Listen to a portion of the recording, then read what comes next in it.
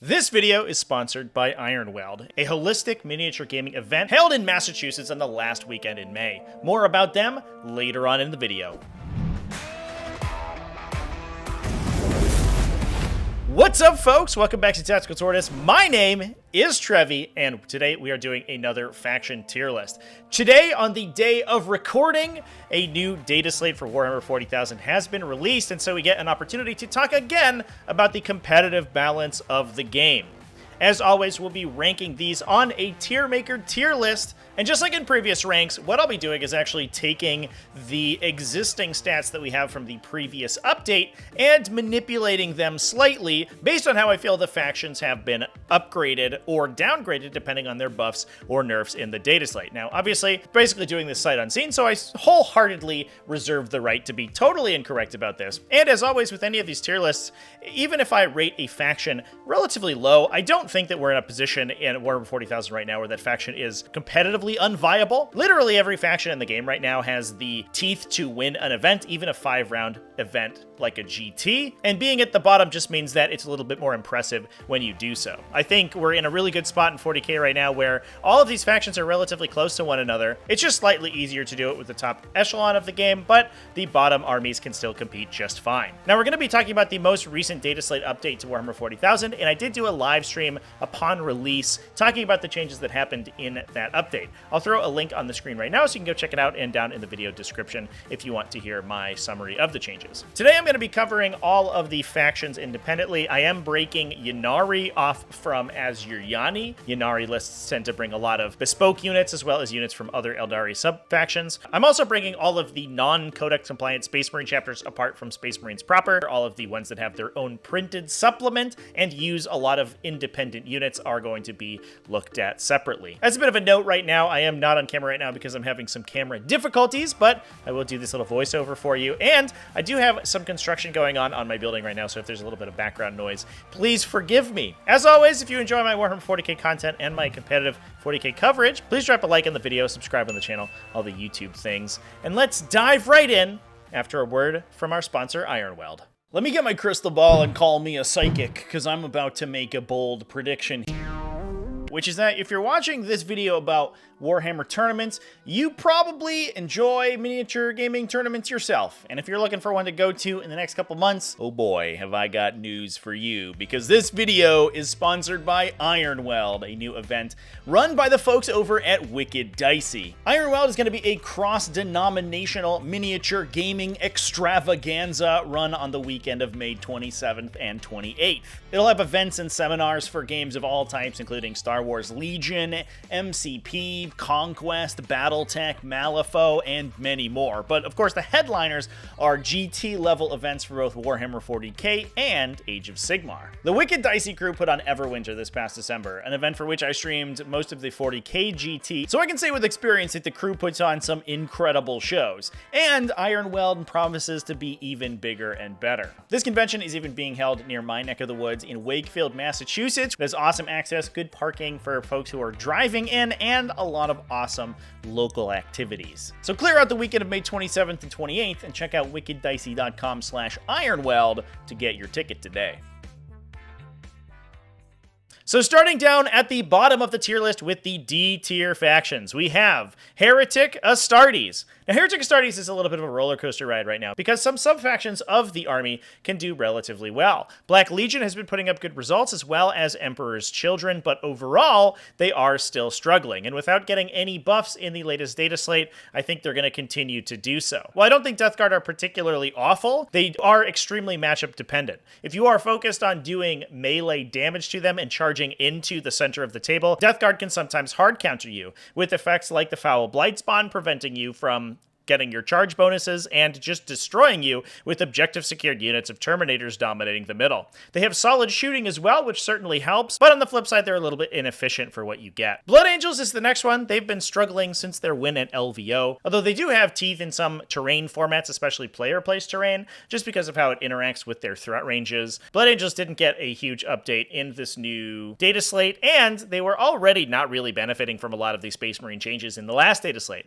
Losing Armor of Contempt was terrible, terrible for them. And while they did get some free war gear, which was nice, they don't really synergize with any of the doctrine changes either. They did get a new Primaris Dante, although it does make their Dante more expensive, so you'll have to cut some other models from your army in order to include him, which is a little bit unfortunate. Thousand Suns is the next one. These guys were doing extremely bad in the tail end of the last update, and while they didn't really get too much of a change, some of the secondaries around them have changed. Thousand Suns really suffer right now from a lack of resilience. They do have All is Dust, but their units being relatively slow outside of teleporting around the table, and expensive means that they oftentimes get shot off the table very quickly. Losing Armor of Contempt in the Arcs of Omen season was really bad for them, and they haven't really gotten anything to make up for that. They do have some decent secondaries with Warpcraft secondary play, but I don't think that does enough to put them much higher on this tier list. They could ally in demons for some interesting mixed Tzeentch builds, but overall with the nerfs to demons as well in the last update, they are still struggling quite a bit. Adeptus Mechanicus is in a similar boat. They weren't doing super hot at the end of the last update and didn't really get any looking at, so they're going to be down here towards the bottom. That said, I do think Adeptus Mechanicus does have the possibility of doing a bunch of interesting flexible builds. However, I have a sneaking suspicion that the newfound addition of units like Desolators in the Space Marine faction is really disastrous for them. A lot of Adeptus Mechanicus play right now, outside of running the Cataphront Servitors, is focused around Sicarians using their melee potential to threaten the midboard. And unfortunately, Sicarians are very good at being killed by a lot of the indirect fire that's currently very popular. While Space Marines did get a nerf, I think they're still going to be strong, as we'll talk about later on in this tier list, so I think they may be suppressing Adeptus Mechanicus to some extent. Now, moving on to C tier, and the first faction we have in this tier is Imperial Knights. These guys are in an interesting spot. They have some really good faction-specific secondaries, but given the fact that the game right now is focused very heavily on anti-tank weaponry, especially with units like Desolators really dominating things, Imperial Knights just get caught in the crossfire there, and while they can score points pretty quickly, they will most likely be killed just as quickly as well. Especially being an all-vehicle faction, Imperial Knights tend to give their opponent an easy 15 points on Bring It Down, which makes their strong secondaries feel a little bit less strong. Basically depends entirely on whether they can outmuscle their opponents with objective-secured armigers on mid-board objectives, and oftentimes that isn't quite enough. They are kind of a sleeper hit, but generally speaking, most of the armies in the game, especially at the top level, have what it takes to deal with them. Deathwatch is the next one. These guys went from being basically hands down the worst army in Warhammer 40,000 in the previous update to being, I don't know, maybe okay. They did get some pretty significant changes in this update. I think certainly the biggest buffs of any faction, which they sorely needed. But whether or not it's enough to put them more than sort of not great remains to be seen. I'm not even sure if this position is good for them because I'm not sure how impactful the changes are going to be. They got the ability to set themselves into any doctrine they want at any time, rather than having to progress through the doctrines normally like other Space Marine chapters, and a much better secondary in their Cull order. Space Marines did get their most powerful secondary, Codex Warfare, significantly nerfed, and the fact that Cull Order and Codex Warfare clash with each other isn't that big of a deal for Deathwatch, who are going to be focusing on their unique secondary most often from now. So Deathwatch will most likely have slightly better secondary play than most of the other Space Marine chapters. That said, Deathwatch damage output isn't that great. A lot of their kill team units are saddled by having normal mooks in their squads, especially their Primaris units, which means that they tend to be kind of low model count and very expensive compared to other Space Marine chapters, which is unfortunate for them. Whether or not that gives them the teeth to compete, I'm not sure, but I'm excited to see throughout the rest of the season. Next up, we have Drukhari, who got a very slight buff in the new update, giving Talos and Kronos the core keyword back. This can give Drukhari access to some more tanky builds, which is something that they were sorely needing, but generally speaking, I think most of the Drukhari builds are going to be largely the same as what we saw previously. They are highly technical and very finessey, and oftentimes we do see Drukhari put up some good results, but I think it is more often the exception than the rule, which puts them at this sort of bottom mid-tier. Grey Knights are next, and Grey Knights did see another little bit of an uptick as well. The change to the Abhor the Witch secondary is hugely beneficial for armies like Grey Knights or Thousand Suns. Both of these tend to bring a lot of character psychers and a lot of unit psychers as well, which means Abhor the Witch was almost an auto 15 against either of these armies. However, it will clash with any of their kill focus secondaries. So things like Bring It Down, where you could score 10 against Grey Knights, who usually brought 5 vehicles to the table with 4 Nemesis Dread Knights and a Rhino, or Assassination, which usually scored a 13, with most Grey Knights lists bringing 4 characters. These now do not stack with the Pour the Witch, meaning that enemy secondary play against them is a little bit tougher, and I think it gives Grey Knights a little bit of a leg up over their previous version. That said, Grey Knights tend to be extremely easy to take down. They do have a relatively high model count for Space Marines, but those models disappear very quickly, and with the amount of indirect fire in the metagame right now, the normal Grey Knight plan of hiding behind walls before they can hop out with their strike or interceptor squads and fight for objectives in the center is not quite as useful, since they're going to be bleeding models as they're hiding that entire time. Adeptus, they saw absolutely no changes in the Dataslate update, and I think we are moving into an indirect fire heavy season for the remainder of 9th edition, and I don't think that helps Adeptus at all. Their secondary game is still extremely strong, both with Defend the Shrine and Leap of Faith being extremely easy secondaries to get points on. That said, they are going to be losing a lot of models to things like Desolators and Imperial Guard mortar teams very quickly, and I think that suppresses their overall ranking quite a bit. Necrons are the last one that I have in C tier. These guys have some interesting builds available since the Arcs of Omen update, including lists bringing super heavy spam like multiple obelisks, monoliths, and or Tesseract vaults, which gives Necrons something interesting to do. That said, just like Imperial Knights, that makes them fall prey to many armies rocking lots of anti-tank weaponry. It's a pretty hard skew list, and while Necrons have some solid secondary play to back it up, it does mean that they occasionally do get killed pretty early in a tournament. That said, Necrons do have some additional builds that they can potentially fall back on and end up being relatively flexible overall. Moving into the B tier, these are the factions right at the middle of the metagame, and these are the ones that I would expect to see right at around the 50% mark. I think another candidate for one of the most improved factions out of the factions that were doing poorly in the previous season was Tyranids. Over the last couple months, Tyranids have been an absolute roller coaster ride, being really strong at the start of the Nephilim season, but losing a lot of traction as other codexes got big buffs. They got enormous nerfs in the Arcs of Omen season, but a lot of them have been reversed with this new Dataslate update. They now get more easy access to their Synaptic Imperative, as well as the return of their flexible adaptive traits, allowing them to pick one of their subfaction abilities after determining the first player. This gives Tyranids a lot more flexibility, especially as a lot of competitive Tyranid lists currently run Lurk biomorphologies, which is the most flexible selection of biomorphology. Alongside some pretty reasonable matchups into a lot of the top factions in the game, Tyranids I think are poised to do pretty well in this coming season. And while I think that they'll probably hover around a 50% win rate, I do think that's much better than they were doing previously. Chaos Knights are another one that I think is going to remain relatively consistent. Just like Imperial Knights, they do fall prey to heavy anti-tank shooting, although they do have a little bit of defense against that with their Harbingers of Doom abilities. They also have some extremely solid secondary play, almost more consistent than Imperial Knights. Although their secondaries don't have the same raw power, they can score a pretty consistent 12 off of Storm of Darkness, and Path of Destruction is a fairly easy high scorer or even a maxed secondary. Well, Chaos Knights and Imperial Knights I think end up playing pretty similarly into a lot of matchups. Chaos Knights have proven historically to be more consistent, at least in the Arcs of Omen season, which is I think interesting because they tend to be a little bit squishier than their Imperial Knight counterparts, but obviously Chaos Knights have been able to overcome that with their more esoteric faction abilities. Leagues of Votann are the next one. These guys are putting up a lot of pretty decent results in the Arcs of Omen season, especially on lighter terrain maps. The incredible resilience of Leagues of Votann and their insane damage output at range gives them some pretty solid matchups into a wide variety of opponents. While their secondary play leaves a lot to be desired, Votann can oftentimes fall back on simply tabling their opponent, especially in situations where they have good lines of fire across the majority of the table. They're also benefited a little bit by the Arcs of Omen format, given that they don't usually want to run many troops options or infantry in their army, and the new Arcs of Omen format doesn't require them to do so. And that moves us on to Adeptus Custodes. We did see a little bit of a nerf to Adeptus Custodes in this latest update. They lost the ability to stack both Emperor's Auspice and Arcane Genetic Alchemy on the same unit in the same phase. That prevents them from being able to make a unit mostly unkillable from enemies with high strength weapons that have rerolls associated with them. This is largely a nerf to the Custodes list that were popping up running large bricks of models, especially bricks of infantry, and I think we may see a bit of a shift towards the smaller MSU style units. That said, a lot of the Custodes lists, I would say about 50% of them, were still running Virtus Praetors, which are not benefited by either of those stratagems, and so this change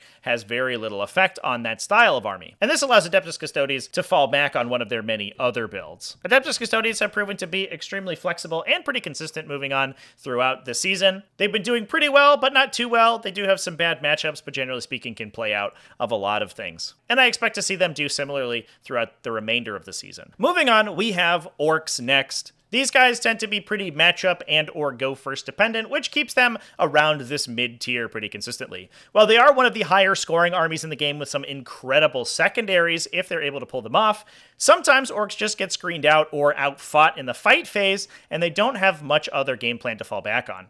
Generally speaking, orc lists are going to try to put vehicles and transports with lots of infantry in the center of the table in the first turn. That provides them enough table space to max out their get the good bit secondary, get some green tide points, or behind enemy lines by rocketing units into the opponent's deployment zone, and dominate the primary objective to close out the game from there. Unfortunately, some armies are just able to stop this game plan, so while some orc lists tend to do well depending on the matchups that they receive, oftentimes orcs will end up around this mid-tier. That moves us on to Space Wolves. Space Wolves have had an incredible story throughout this Arcs of Omen season so far, being the biggest beneficiary of the free war gear upgrades that the entire Space Marine faction got. Since a lot of Space Wolf units are able to take multiple special weapon upgrades like Melta Guns or Combi Meltas, especially with Wolfguard unit leaders being inserted into their units, Space Wolves can often bring a mass Melta spam army that runs very efficient Longfang squads running missile launchers or las cannons in the back, followed up by Skyclaw or Wolfguard squads all running Melta Guns. These armies have insane damage output, but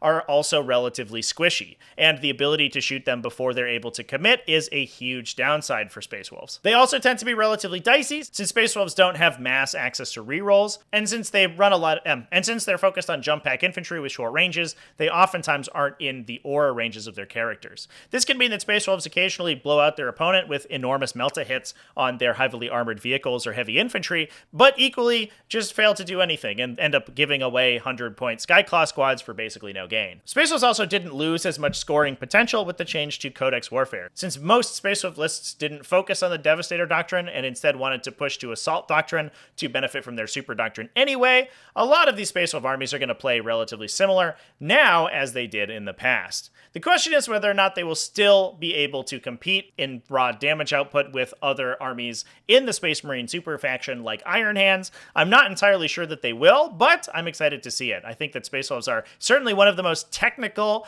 and interesting Space Marine armies in that Super faction, and probably better than a lot of Iron Hands builds in the hands of a good player. It does require a lot of finesse to do so, though, and I think that that sort of still puts them at this mid-tier category. Moving on to A tier, these guys are solidly in the upper echelon of the metagame. We'll probably see some good results moving on into the season. Ynnari is the first one we have to talk about. We didn't see much Ynnari play in Arcs of Omen. Unfortunately, they did not take the transition from Nephilim to Arcs of Omen quite as well as other Eldari factions did, and most players have moved to playing pure Asuryani. Ynnari has a lot of similar matchups to Asuryani, so I think they're still going to do relatively consistently well, especially if you're able to put in some good work with the Incarn. They benefit finesse play a lot more than a lot of other factions in the game, and if you're practiced with them, they're going to be one of the most unstoppable armies to play with. That said, they are difficult to play with and probably less consistent than playing pure Asuryani, so I don't think they're really going to hold a candle to their Craftworld counterparts. Harlequins are in a relatively similar boat. While they can be relatively high scoring with solid secondaries and good speed, their lack of resilience, thanks to the Arcs of Omen update, makes them very difficult to play well, and they can fall apart pretty quickly. While they are able to score pretty well, I don't think they really hold a candle to the top tiers of the metagame,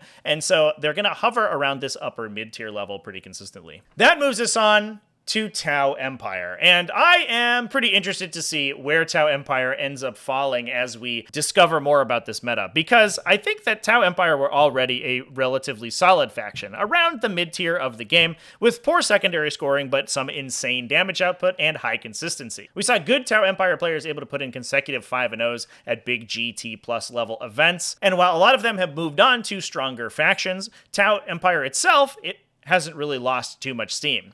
That said, with the reintroduction of the core keyword to their broadside battlesuit units, I think Tau is going to end up being one of the defining factions in a new season focused on indirect fire. Broadside battlesuit units equipped with smart missile systems were one of the really defining units of the Codex when it was first released, with the combination of Long Strike and Shadow Sun. Long Strike to provide them a permanent marker light support, even if they don't have line of sight, or even your marker lights don't have line of sight to their target, giving them +1 to hit, and through Boldness Victory, which which combos with the full rerolls you hit from Shadow Sun, allowing you to reroll all of your attack rolls, trying to fish for those elusive 6s to hit, which then converts into automatic wounds. This combination was incredibly strong when the Codex was first released, and while the Tau Empire have lost a couple of additional abilities and a lot of their units have increased in points, I think the core combination is still super strong, and we're going to see a lot of bricks of 3 broadside battlesuits reintroduced into these Tau armies.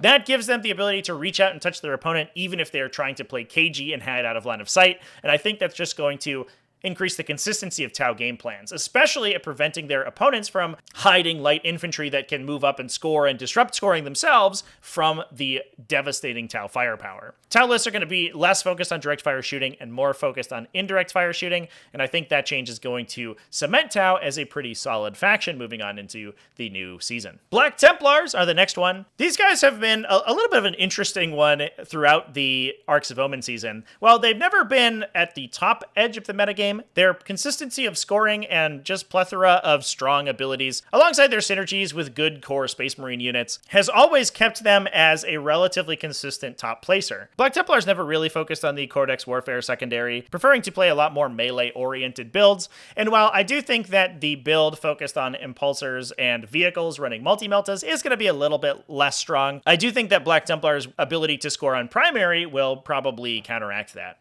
They're still going to be doing just as much damage as they did. In some situations, they may lose a little bit of score if they were focusing on heavy weapons, but a lot of Black Templars builds that were successful didn't focus entirely on heavy weapons anyway, which means I think that they're going to remain relatively consistent. Sticking with the Space Marine theme, we have Dark Angels next, and these were probably the most debuffed army in the game, losing the transhuman effect on every single one of their inner circle units, meaning all of their characters and Deathwing Terminators are all going to be probably 30% easier to kill, given that most weapons in the game will go from wounding them on 4s to wounding them on 2s or 3s. The normal Deathwing builds focusing on Terminators creating space to shield for Ravenwing units providing fire support in the back are going to be significantly less powerful, with those Terminators not quite able to stand up to the same level of punishment as they did previously. I do think a lot of Dark Angels lists will continue to run a single unit of Deathwing Terminators to synergize with defensive effects like the Pennant of Remembrance to give them -1 damage, but I don't think that we're going to see the mass Deathwing Terminator builds that we have in the past.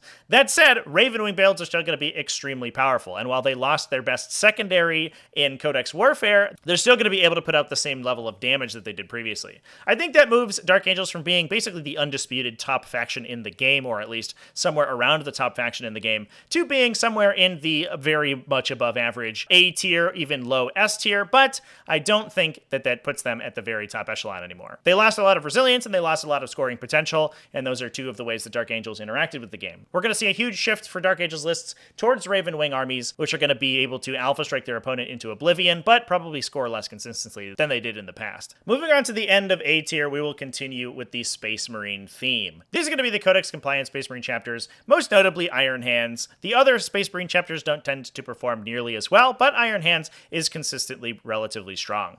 Iron Hands didn't really lose anything mechanically throughout the game. They're still able to do exactly as much damage output as they did previously, and I think their game plan is going to remain relatively consistent. Obviously, they did lose their strongest secondary, Codex Warfare, and we'll have to dig a little bit deeper in order to score heavily. That said, that does mean that they are less disincentivized from taking other types of weaponry besides just heavy weaponry. So while armies like Iron Hands that benefit heavy weaponry will normally take heavy weaponry above others, they now can also splash in additional units without fear of losing points on Codex Warfare. Now, I don't think that's much of a buff, and I do think that Space Marines have fallen pretty significantly with the loss of Codex Warfare as a strong secondary, but I do think that they are still going to be a powerhouse gunline throughout the remainder of the season. Despite the fact that they don't score points quite as easily for shooting at you, they are still going to shoot at you and kill your units just as easily as they did previously. And that moves us on to the top of the game. These are the S tier factions. And the first one we have is Asuryani. Now, I talked about the other factions in the Eldari Super faction as not being as consistent as Asuryani, and Asuryani have been able to put up some really solid results previously in the season. In addition, a lot of the potential bad matchups for Asuryani, things like Space Marines running lots of Desolators or Astra Militarum with the Finial of the Nemerdesh first to punch through their lightning-fast reactions, did hamper Asuryani in some situations. And with those factions being heavily nerfed, I think that we're going to see the Craft World Eldar do significantly better than they were. While they didn't get any mechanical changes, I think that the loss of power of their biggest meta predators is going to make Craft World Eldar extremely strong in this current season. There's also a little bit of a benefit in the change to Abhor the Witch, since Asuryani tends to run lots of Psyker units, and oftentimes would give up a high score on Abhor the Witch. Although you would very rarely get to grips with those Psykers, it does mean that the situations where players were taking Abhor the Witch in addition to Assassinate with the hopes that they would kill them all, those armies will have to pick one or the other. I don't think that's a huge benefit, but I do think it is worth considering. And that moves us on to Astra Militarum. Militarum got 2 significant nerfs in the Dataslate update, and one from being where I would put them at the very top of the meta to being slightly worse. While the Khazarkin combo has finally been nerfed at long last, and the Finial of the Nemerdesh first makes it so that they don't punch through defensive effects quite as easily, the core gameplay of Astra Militarum is still incredibly strong, and the depth of the codex, I think, has yet to be plumbed, with armies like Sentinel Spam or Adelan Rough Riders not really having been considered almost at all in the previous version. Now that players are going to be freeing up a couple of their elite slots from Khazarkin units, we may see some of these other Militarum builds come out, and I think Militarum are going to continue to remain strong. The biggest benefit that Astra Militarum have, in my opinion, is their strong secondary objective play, with Inflexible Command getting a buff, allowing them to score if all of their units on the battlefield are together rather than all of their units in their army, meaning that they can now strategic reserve units without fear of losing out points on their best secondary. That secondary will basically always score them an automatic 15 by the end of the game, and their newfound freedom to deep strike units or put them in strategic reserve means that they can score other secondaries like behind enemy lines or boots on the ground equally easily. While Astra Militarum's overall damage output did drop pretty significantly, especially with the debuff to the Khazarkin combo, their scoring potential is still the same as it always was, and their shooting is still strong enough that they will outshoot most armies in the game long before those armies can possibly compete with them on secondary objectives. Now, speaking of secondary objectives, that's going to be an important thing to talk about when we move on to our next faction, this one being World Eaters. World Eaters kind of hit the metagame like a ton of bricks when the Codex was released earlier this year. They've been putting up some pretty solid results, and especially consistent results, with the army being able to score massively on secondary objectives. It's relatively uncommon for World Eaters not to score a 25 or 30 on 2 of their faction secondaries, usually Pile the Skulls and potentially Blood Gods do. And despite the fact that the army oftentimes also gives up a lot of secondary objectives, especially things like no prisoners with the mass amount of Khorne Berserkers and 8-bound that their armies typically bring, that does mean that World Eaters do often have a leg up on scoring from their opponents. With several factions in the game, especially things like Space Marines getting less consistent scoring, that strong secondary objective score is just going to continue to see World Eaters do relatively well. And while I do think that World Eaters being an entirely melee-focused faction that requires them to get up close and personal with their opponent means that there are some situations where they can be destroyed by bad matchups, a strong World Eaters player has the potential to use their stratagems and combat abilities to fight their way out of those matchups. In some circumstances, you can see World Eaters get killed pretty early in a tournament just due to some bad matchups, but if they are able to dodge them, World Eaters do incredibly well. And with a lot of their meta predators getting a little bit nerfed, I do think World Eaters are going to continue to do well throughout the remainder of the season. Another faction that's in a similar boat is going to be Genestealer Cult. The only debuff we saw to Genestealer Cult was a albeit significant nerf to their Brood Surge secondary. That said, the secondary is still probably one of the best in the game and went from scoring an automatic 15 every game to probably scoring a 12 to 14, which still makes it a basically auto-include secondary most of the time. We saw Genestealer Cult in the hands of the good players being basically unstoppable in the beginning of the Arcs of Omen season, and I really don't see that changing anytime soon. With only a couple points less on secondary objectives, but with other factions like Space Marines losing out significantly on secondary objectives thanks to that Codex Warfare change, I think we're going to continue to see Genestealer Cult do almost as well as they did previously.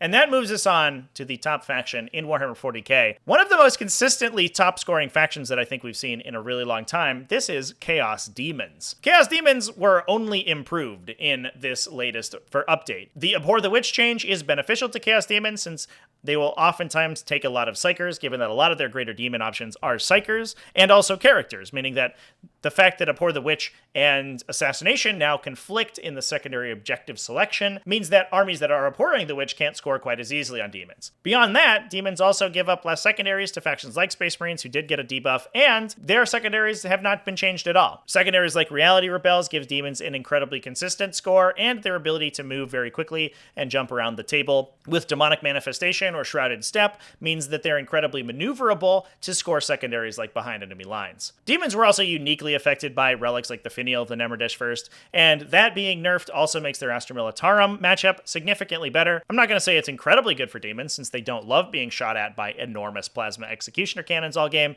but it is much more playable, and they now have some defensive effects that they can use to try to counteract it. Since their codex release last year, demons have historically been one of the most consistent factions in the game, and I think that's just going to continue, with demons continuing to score highly on their own secondaries, being less impacted by enemy secondary scoring, and having a lot of the other predators in the metagame getting slightly debuffed, making demon profiles look even better in the comparison. I, for one, welcome our new demon overlords, or I guess our existing demon overlords. They haven't really moved from S tier in a while. The other benefit that demons have in a situation like this is kind of their inability to be nerfed. Basically, the entire demon codex, outside of maybe the Nurgle portion, is very playable, so you'd have to really hit some of the core mechanics of the faction, or the whole faction as a whole, in order to significantly reduce the number of playable archetypes that demons have. You can play Undivided Demons, Disciples of Be'lakor, Pure Tzeentch, Pure Slaanesh, Pure Khorne, and all of them are relatively playable. Not to mention the fact that demons will slot into almost every other Chaos subfaction just fine and give them huge benefits themselves. And with that, that is every faction in Warhammer 40,000. Let me know down in the comment section what you think about my knee-jerk tier list here, and if you disagree or agree with any of the positions that I put these factions. Honestly, I'm very excited for the remainder of Warhammer 40k 9th edition. I think that with the game moving from strength to strength, while there is going to be a focus on artillery in the last couple weeks of the competitive scene, I do think that it's going to be fun to play out nonetheless. Big thanks for watching all the way to the end of the video. Thanks as well to Ironweld for supporting the channel. Please go check them out at wickeddicey.com/ironweld, and thanks for all the people who support the channel, either over on Patreon at patreon.com/TacticalTortoise, YouTube channel members, and Twitch subscribers. All you people are great, and I love you. Remember to keep it classy, folks, and have happy wargaming.